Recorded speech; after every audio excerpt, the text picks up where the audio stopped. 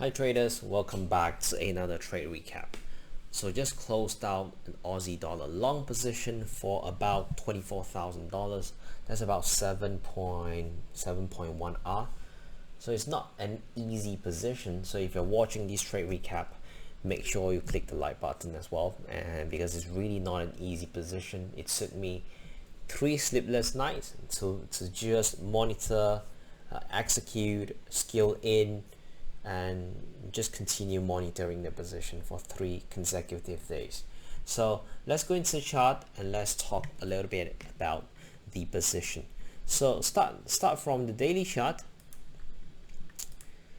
So from the daily time frame, when I was watching Aussie dollar, I actually had multiple thought process here. So the first thing first is on Tuesday we get that strong flush, right?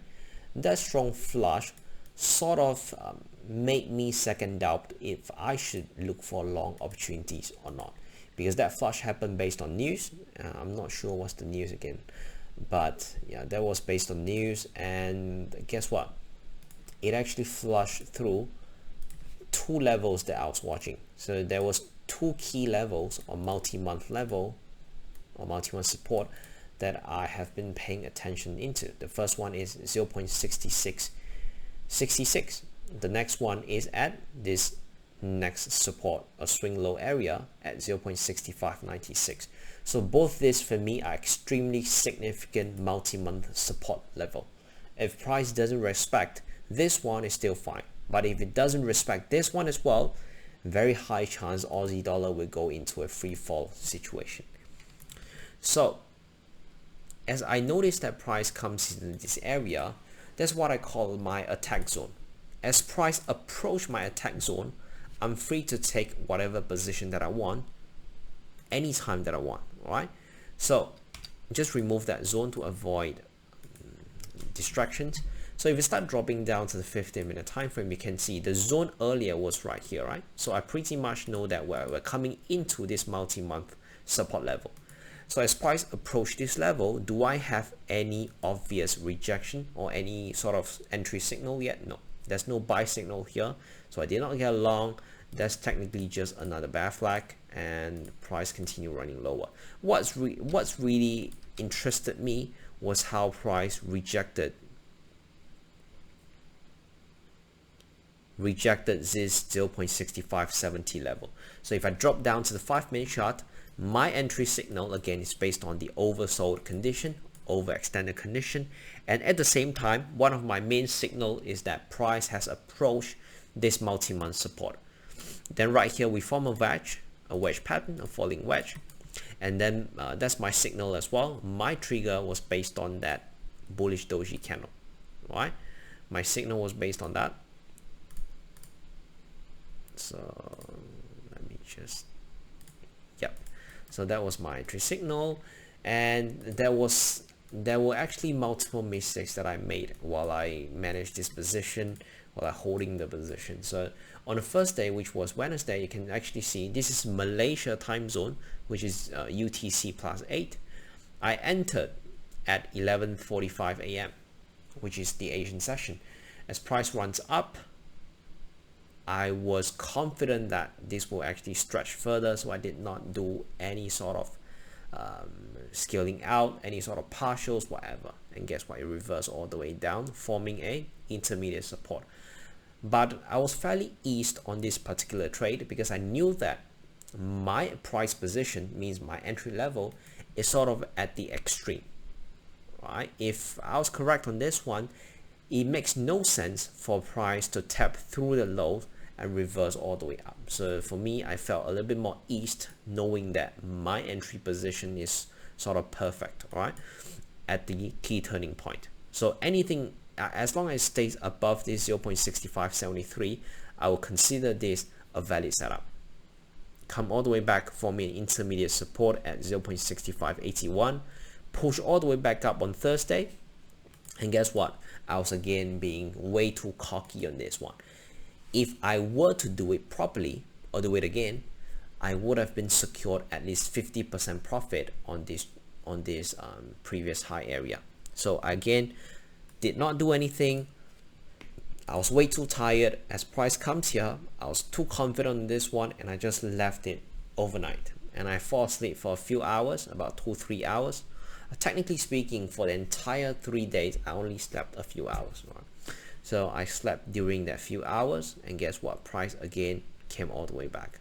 So as price approached this level, I told myself, all right, because my first entry, which was this one, was about 25 lots. So 25 lots for my account size with this stop loss distance is only about 50 to 60% of my full risk. So I only risk about 50 to 60% on my initial entry. That's why as price comes back here, rejecting the previous intermediate level, I took another scale in size, which is right here. Yeah. So can you see I actually scale in for another 10 lots. Then today, which is Friday, we get a nice flush here, almost tapped me out. If it stop me out there, that's about 3 to 4k loss, $3,000 to $4,000 loss. But again, I was very lucky on that one, very blessed, didn't get stopped out. Price reversed all the way up again, come all the way back down. I was trying to find clarity among the choppiness here, so I was really trying to remain calm, trying to focus on levels here rather than the choppiness, because if I were to focus on choppiness, I would have been close to position for small profit or break even. But I held the entire position, and right now we have key swing low, intermediate swing low, and we have a obvious resistance here. So as it comes back, guess what? Another scale in for 10 lots. All right, that's what I call initial entry, first scale in, second scale in. That completes about 45 lots on this one, which is the max risk I can ever allocate on any particular position. So 45 lots. Of course, sometimes I do go to 50 lots, but on this one, I'll just call it a full risk. Then price really reversed all the way up, and the news actually went into my favor, spike all the way up. I could have held this position longer. I actually felt like it has a lot more potential, but I chose to just close at a swing high, knowing that it's Friday today. If I were to hold this, if this really does still reject the previous high, that would have left me hanging for the entire weekend. So I really don't want it to happen. So that's it for the trade recap on this one. From head to toe, from beginning to the end, 3 days straight of management and execution. So as usual, a proof here, that's my positions.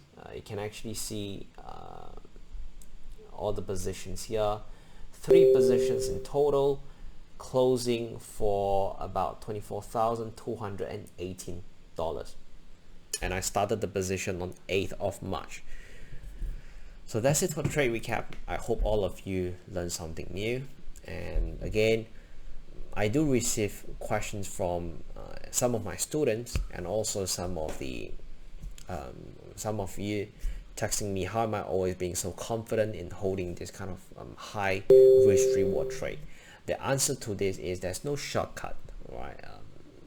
Don't ever imagine that I don't have any sort of emotion. When I was holding this, let's take this Aussie dollar long as an example. When I was holding this position for 3 days, do you not think there was a few moments where I feel like I should have closed the position, especially watching price swinging to 21,000, come all the way back to break even and go all the way back up? So that kind of P&L swing can often catch you off guard, and it just makes you having the urge to break even the trade, or close it for a small profit, or close it for partial or whatever. But I much prefer to stick to my plan, and I have a very strict set of principles and criteria and discipline that actually held me back sticking to my initial plan. So I'm a human being as well. There were multiple times where I second doubted this position, but what's more important is what? Stick to your plan, because that's how you can allow your edge to play out. That's how you can maximize your return as well. Stick to your plan. If a position is going well into your favor according to your plan, stick to it. All right, so that's it for the trade recap on this one, and I hope all of you learned something new. If you have any questions or what, just let me know in the comment section below. If you like the video again, please don't forget to like, share, and subscribe, and I'll talk to you in the next video. Bye bye.